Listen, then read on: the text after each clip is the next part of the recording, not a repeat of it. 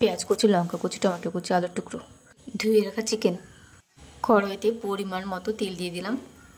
তেলটা গরম হয়ে গেছে, কেটে রাখা আলুগুলো দিয়ে দিলাম। আলুগুলো নাড়তে থাকবো। এরপর আলুগুলো উল্টে দেব। আলুগুলো ভাজা হয়ে গেছে, এবার তুলে নেব।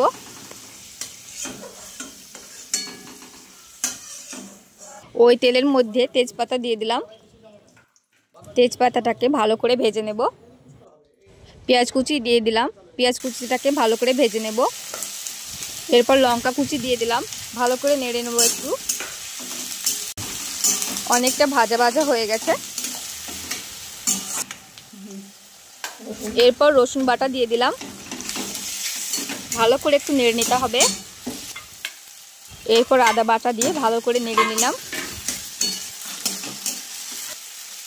তার সাথে টমেটো কুচিটা দিয়ে দিলাম। সুন্দর করে নেড়ে চেড়ে নেব।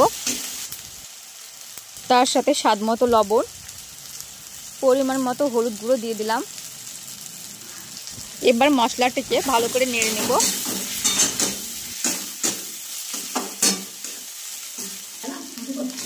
সামান্য পরিমাণ জল দিয়ে ভালো করে কষিয়ে নেব মশলাটা।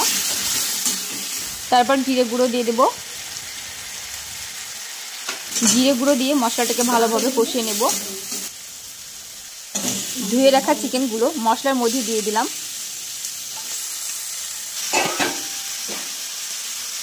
চিকেনের সাথে মশলাগুলো ভালোভাবে মাখিয়ে নেব। এমনভাবে নাড়াচাড়া করতে হবে যাতে চিকেনের সাথে মশলাগুলো ভালোভাবে মিশে যেতে পারে।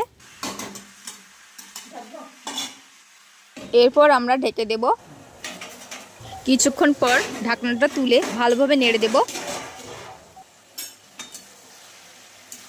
এবার উল্টে পাল্টে দেব যাতে মশলাগুলো ভালোভাবে মিশে যেতে পারে। এরপর আবার ঢাকা দিয়ে দেব। ঢাকনাটা তুলে সুন্দরভাবে নাড়াচাড়া করতে হবে যাতে মশলাগুলো কড়াইতে না লেগে যায়। চিকেনকে যত কষানো হবে চিকেনের স্বাদ আরও দ্বিগুণ বেড়ে যায়। চিকেনটা এমনভাবে কষাতে হবে যাতে চিকেন কষার সাথে চিকেনটা যেন সেদ্ধ হয়ে যায়।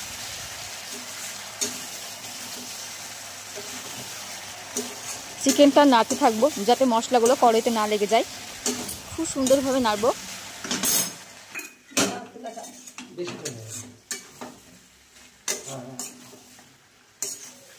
এবার আমাদের কষানো শেষ হয়ে গেছে। তারপর আমরা জল দিয়ে দেব। পরিমাণ মতো জল দিয়ে দিলাম যাতে চিকেনটা যেন ভালোভাবে সেদ্ধ হয়ে যায়। জল দেওয়ার পর চিকেনটাকে ভালোভাবে ফুটিয়ে নিতে হবে।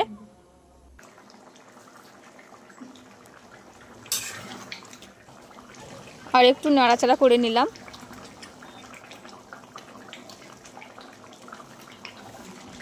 চিকেন রান্নাটা হয়ে গেছে। এবার মিট মশলা দিয়ে দিলাম। কিছুক্ষণ পর নামিয়ে নেব। চিকেন রান্নাটা হয়ে গেছে বন্ধুরা, এবার নামিয়ে নিলাম। আমাদের ভিডিও ভালো লেগে থাকে লাইক অ্যান্ড সাবস্ক্রাইব করে পাশে থাকবেন বন্ধুরা।